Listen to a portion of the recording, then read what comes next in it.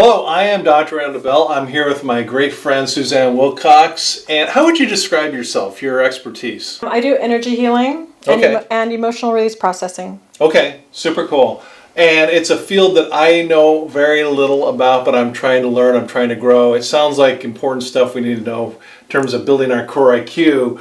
So let's talk about developing intuition. When I think of that, I think of kind of the head and the heart. I mean, how would you explain all this? I would say that everyone, when we're born with let's just call it, intuition, which could also be like a GPS. And it's this little compass that can tell us which way to go. And when we tap into it, it gives us all kinds of opportunity to get guidance. Okay. So is it like a balancing act between the brain and the heart? Or, I mean, how does this all kind of come together? So I would say that in order to really connect with our intuition, sometimes we have to dial down the brain a little bit, because I feel like a lot of us have been conditioned to be in our heads a lot and listen to our brain. This is how things should be. Trust logic, trust the intellect, trust, this voice.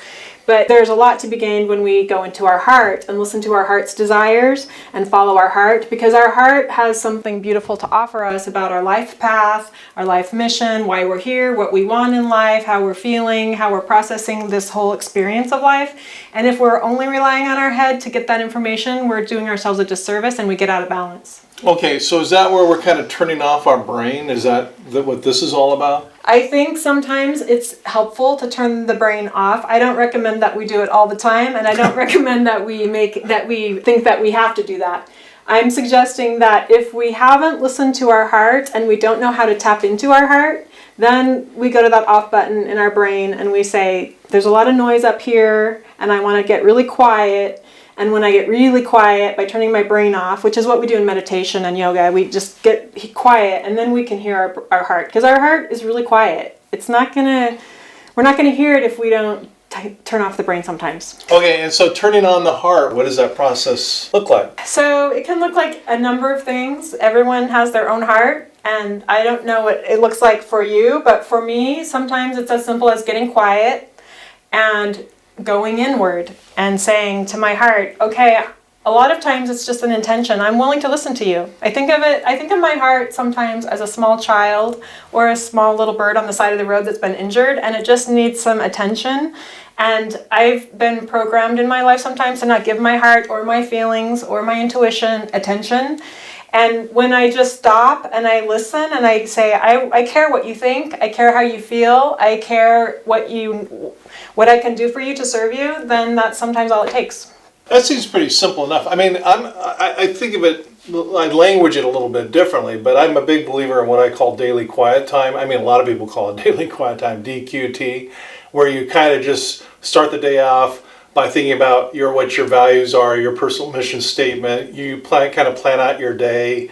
You kind of reflect on what's really important. Is this similar to what you're talking about here? Yeah, it can look like any number of things. And I'm just going to propose here that it can be spiritual, but it doesn't have to be spiritual. Okay. It can look like prayer, but it doesn't have to look like prayer. It can look like surfing. It can look like walking in nature. Mm-hmm. It can look like playing basketball. I think when we're sort of in our happy place and we're really connecting with our inner self, then we can have this experience. And it can look like, it can be creative. It can be journaling. It can be coloring. It can be art. Art is amazing for going inward. Music, visual art, dance, all art forms for me are ways to give our heart a voice. That's interesting because here in the office, a lot of the staff are surfers. I mean, they're surfing during lunch, and that is kind of their happy place. And, I'm all for it. If they can kind of get a sense of renewal and, focus and refocus,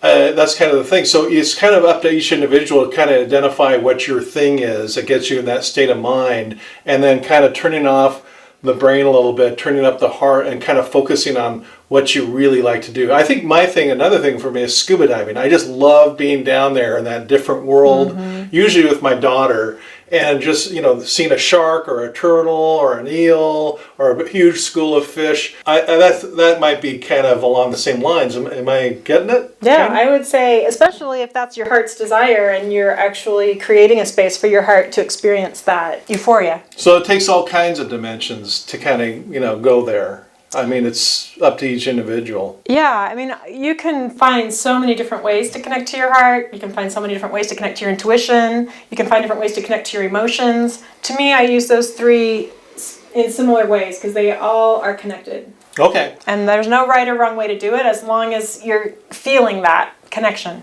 Okay, I get it. So it's time to, this is just some skills. Core IQ is all about skills we need to learn. I don't think any teacher in school ever taught this to me. You have. And I just want to say thanks for sharing this because it's important to kind of just turn the dial down from all the hustle and bustle. I mean, one thing I heard is when you're, you only have to be on a California freeway for about a minute and you see somebody who's willing to risk everybody's life to save 3 seconds and get into their destination. But, like when we go to the grocery store, park in the furthest spot away and kind of slow down and walk there. And then when you're checking out, pick the very longest line to just kind of slow down and kind of think about things or kind of feel things really more intuitively. I mean, are those techniques that might kind of work here? I think that you're raising a really good point.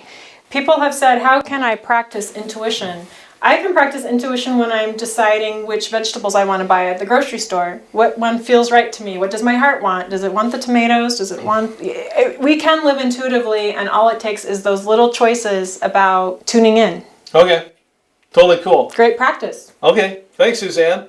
Thank you for watching. Make sure you like it, share it, fill out the worksheets. That's where these kind of concepts bring alive, come alive for you and what you're up to. And we'll see you on another episode.